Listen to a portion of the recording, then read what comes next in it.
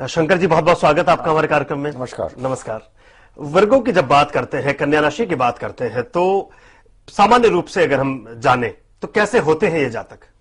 देखिए, विर्गो राशि का अधिपति जो लॉर्ड है, लॉर्ड ऑफ विर्गो, और वी कॉल इट, तो उसका जो लॉर्ड है वो मरकुरी है, बुध यानी बुध।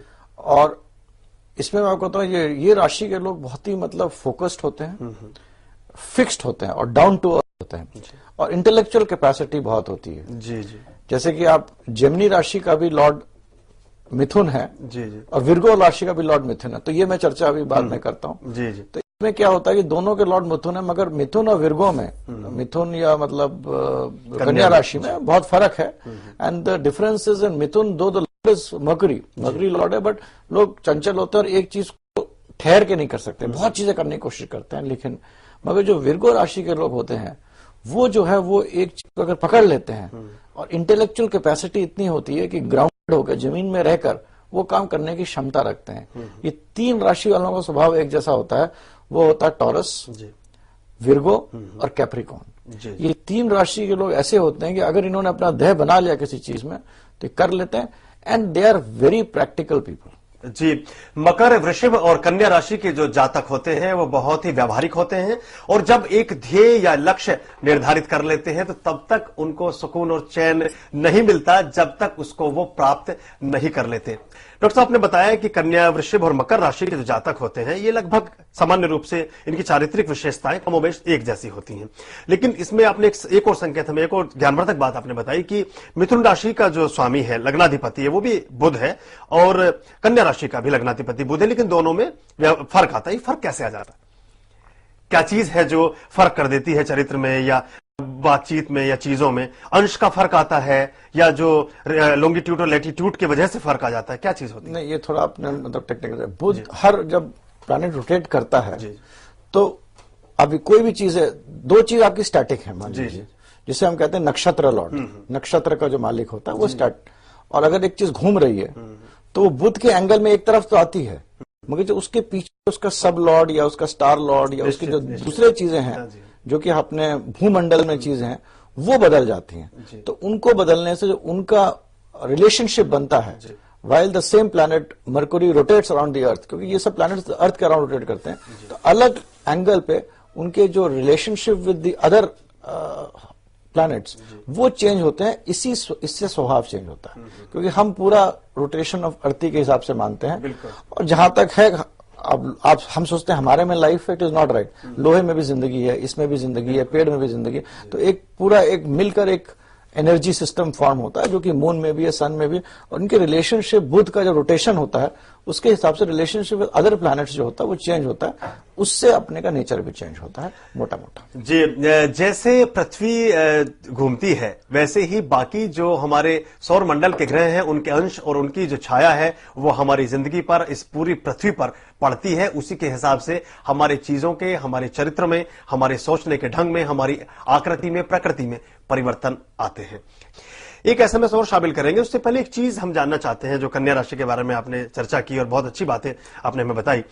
ये व्यवहारिक रूप से किस राशि के ज्यादा नजदीक होते हैं, किससे अच्छी पटरी बैठती है, ऐसे पूछना चाहें तो इनके जो पति पत्नी के रूप में किसको चुनना चाहिए कन्या राशि के जातक? देखिए, ये तो ऐसा है कि आजकल लोग कहते हैं कि दो लोग जिनके नेचर मिलते हैं वो अच्छे नहीं रहते हैं, और जो ऑपोजिट नेचर होते हैं वो अट्रैक्ट करते हैं कि भाई they are able to manage it. तो उसके हिसाब से जो इनका जो सबसे बढ़िया राशि है विर्गो वालों के लिए वो है पाइसेस, मीन राशि, क्योंकि वो लोग होते हैं थोड़ा भगवान की तरफ उनका संतुलन रहता है, 12 राशि है, भूमंडल की आखिरी राशि है, तो स्पिरिचुअलिस्टिक नेचर होते हैं, और इनका जो प्रैक्टिकल अप्रोच ऑफ लाइफ होता है विर्गो का, वो पीसेस बहुत अच्छा बैलेंस कर लेता है। जी जी जी। कौन सा ऐसा क्षेत्र है करियर का जिसमें ये ज्यादा कामयाब हो सकते हैं?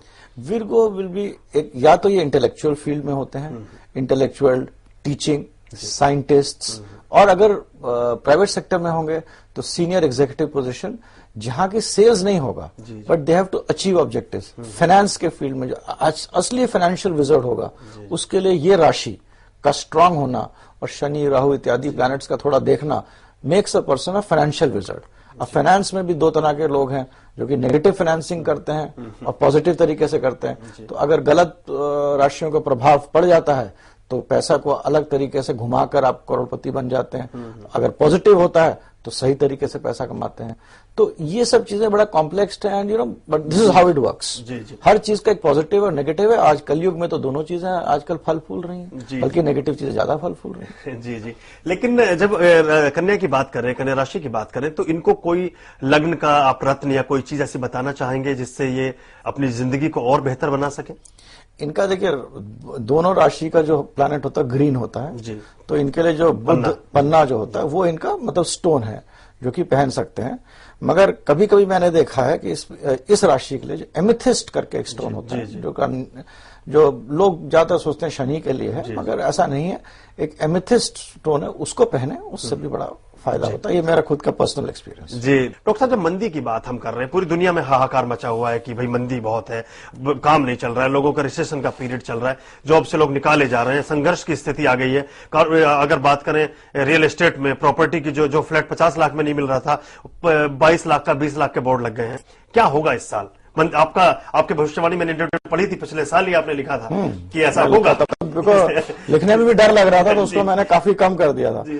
तो ये मंदी तो अभी आई नहीं है, बल्कि मेरे हिसाब से अप्रैल मई जून और भी बुरा हाल होगा देश के लिए, और स्पेशली जब जुपिटर अतिचर होकर एक्वेरियस में जाएगा और वापस कैप्रिकॉर्न में आएगा, तो मई जून तक रहेगा। और अगस्त सितंबर तक अच्छी खासी मंदी और प्रॉब्लम्स रहेंगे, पॉलिटिकल हो चाहे फाइनेंशियल हो। आफ्टर अगस्त सितंबर हिंदुस्तान के लिए इट्स एन अपवर्ड ट्रेंड, अच्छा रहेगा।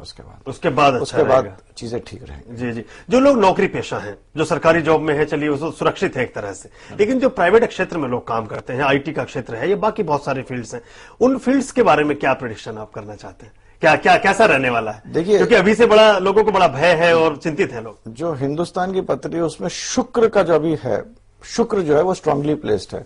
तो दो चीजें बहुत होंगी। एक तो हिंदुस्तान में जो औरतें होंगी, जितने भी स्त्री जात है, वो देश की मतलब पॉलिटिकल सीन में और देश की जो कब्जा होगा, व्यवस्था होगा, ये महिलाएं बहुत इंपॉर्टेंट रोल प्ले करेंगी।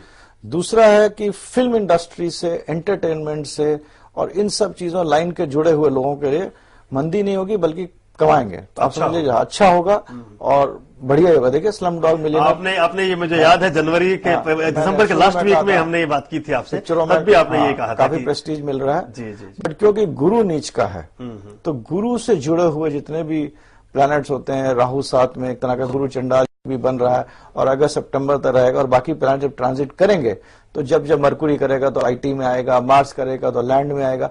तो ये सब इश्यूज के ये जो 3-4 क्षेत्र हैं, मेटल्स है, मंगल मेटल का भी कारक है, शनि रेट्रोगेट है, तो मेटल, इंफ्रास्ट्रक्चर, टेलीकॉम, इलेक्ट्रॉनिक्स, इनमें मंदी रहेगी। मगर इसमें मेरे हिसाब से जो आईटी क्षेत्र होगा उसमें सबसे कम रहेगी। चाहे कोई लोग कहते रहे, आईटी क्षेत्र में कम रहेगी, क्योंकि शुक्र अगेन आईटी का मालिक भी जी।